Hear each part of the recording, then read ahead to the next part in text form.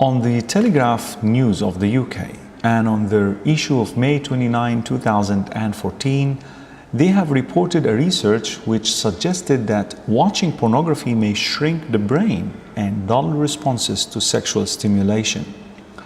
The harm of watching pornography is no longer hidden from people of knowledge. According to Max Planck Institute in Berlin, they have found that a part of the brain which activates when people feel motivated or rewarded shrinks and works less efficiently when people regularly watch pornographic materials. And what is more important in the human bodies other than our brains? Shouldn't we become alert and worry about such finding? In the past, scientists believed that after childhood period is over, the brain won't be able to grow any further. They believed that perhaps severe injuries or physical damage could change an adult's brain. However, recently they have discovered that the brain keeps on changing so long as we remain alive. Not only that, but it constantly rewires itself and adopts new habits, practices, and regularly build new pathways, especially in your youth. And this is how porn can be formed and engraved in one's brain. Because porn is intense, compulsive, and addictive, the pathways created in your brain for pornography could last for a very long time. And so could compete even with the actual intimacy with a real partner. Can you imagine? Pornography could overpower your brain and disable its function for having a real sexual intimacy with your spouse.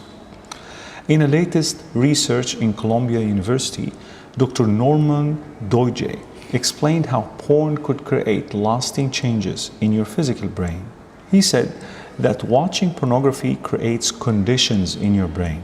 These conditions of focus and attention on the images being watched could lead the person to care about nothing else, no matter what happened at that particular moment.